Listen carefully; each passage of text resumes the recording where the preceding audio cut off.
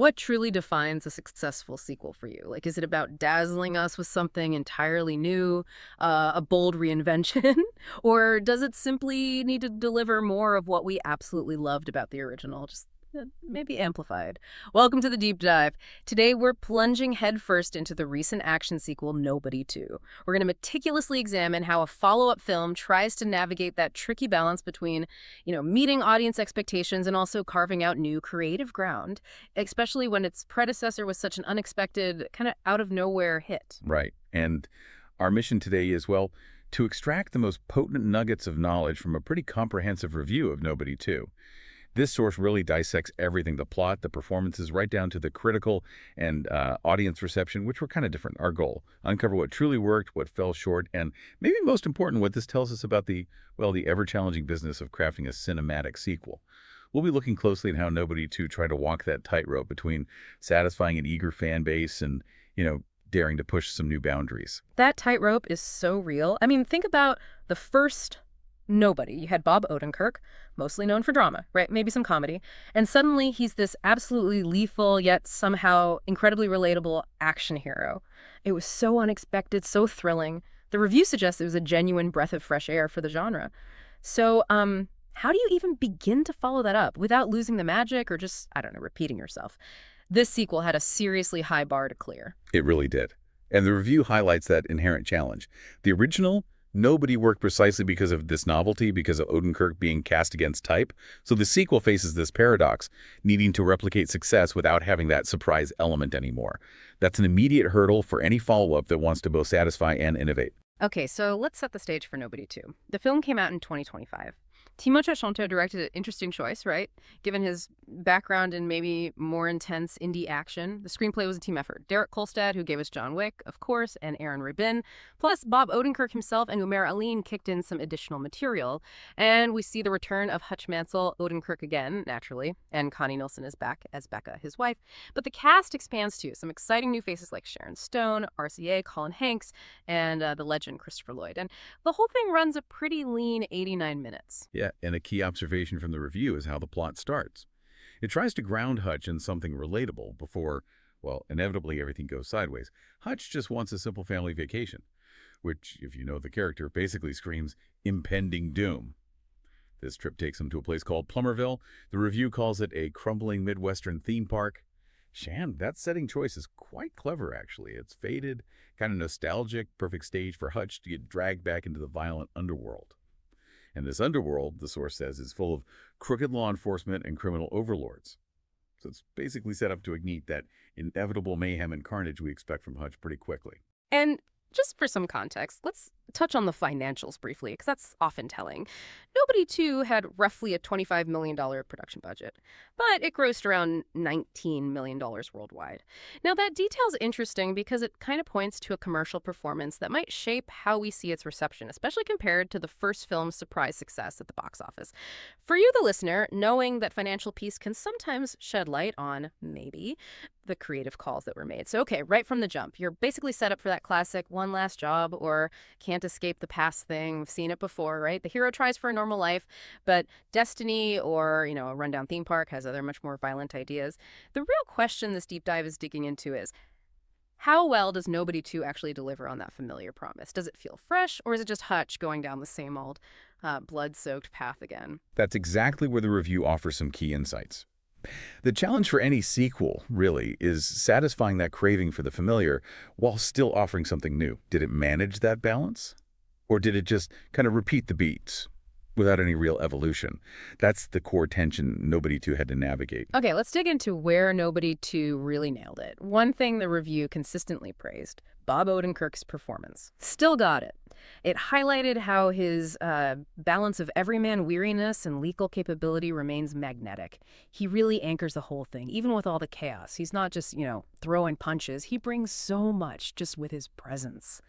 The review really stressed the unexpected emotional depth he finds, especially through his facial expressions torn between domestic duty and old instincts. Right. That duality, that internal fight of a guy who really wants to be a suburban dad but just can't shake off his past, That's crucial to what makes Hutch so compelling. He's not just an action figure.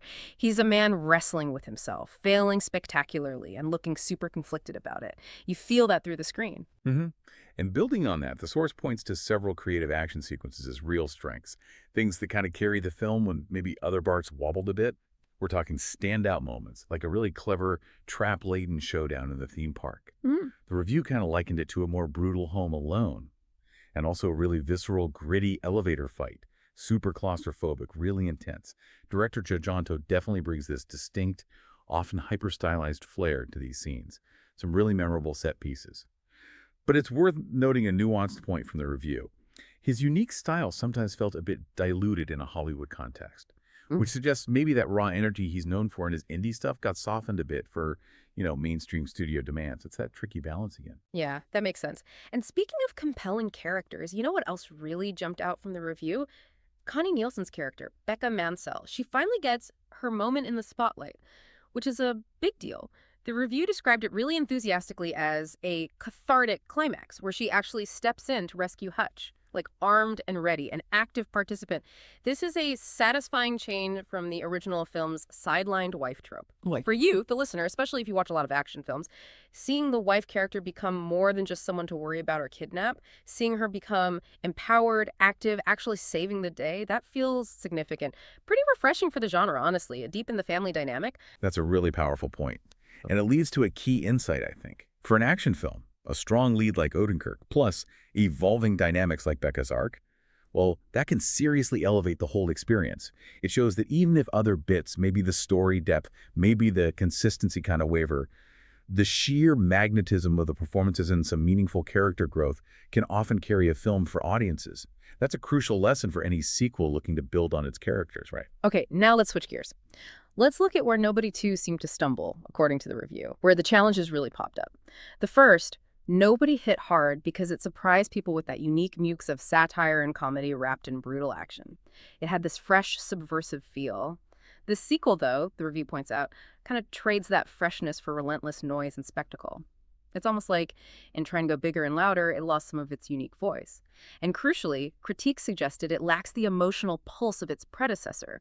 Like, the first film had a heart beating under the violence, but the sequel's pulse felt fainter. Yeah, and that lack of emotional grounding. It ties directly into some script weaknesses the source identified.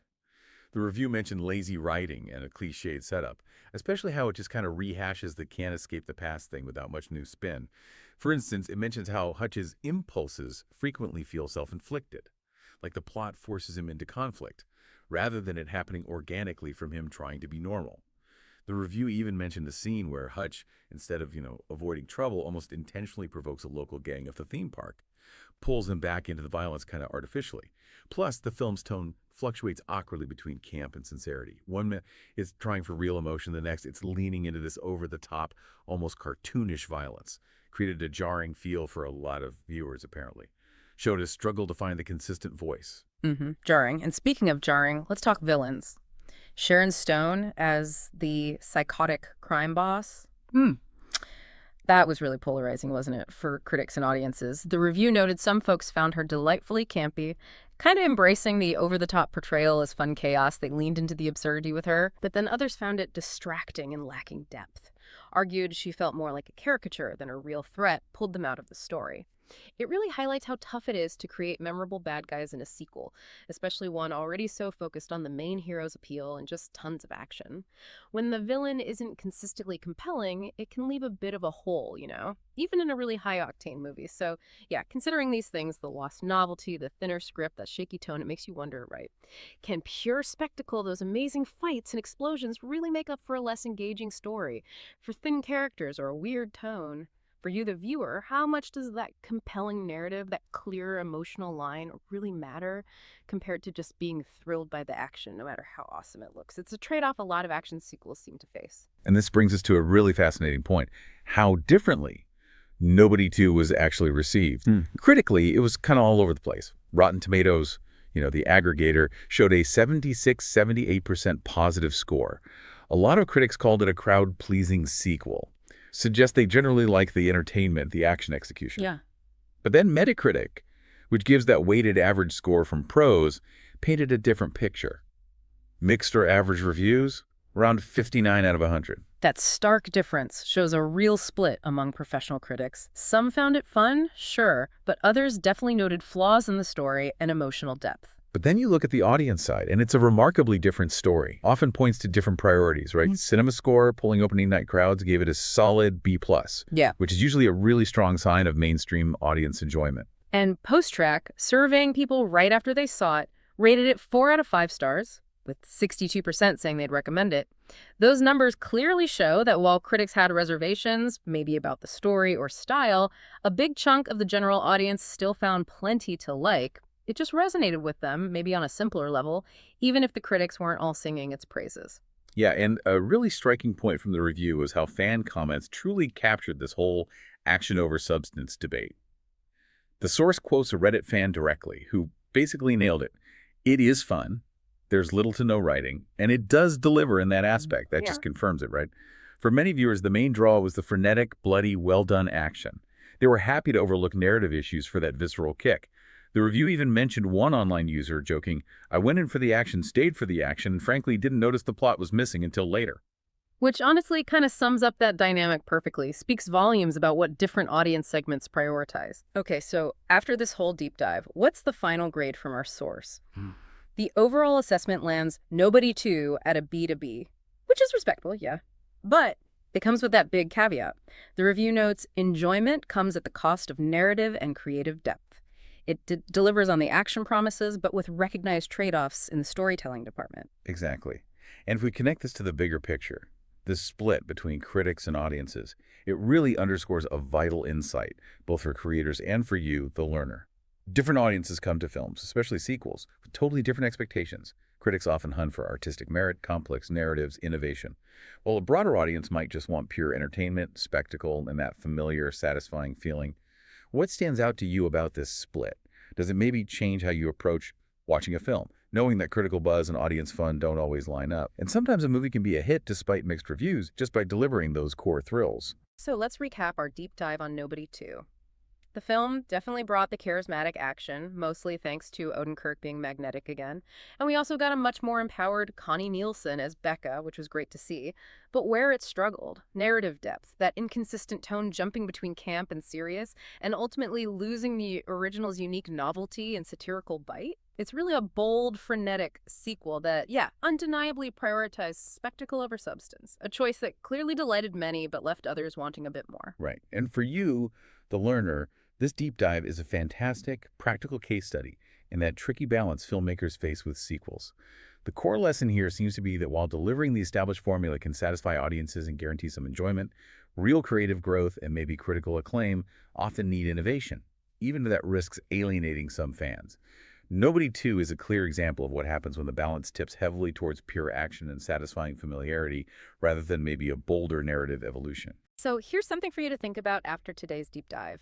If a sequel gives you all the adrenaline-pumping action you could want, all those thrills, but leaves you wanting more story, more character depth, higher emotional stakes, does that make it a success in your book? Or is it ultimately a missed opportunity? Think about what you truly value most in a follow-up. Is it that satisfying familiarity and spectacle? Or is it bold, surprising evolution? Let us know what you think. Thanks for diving deep with us today.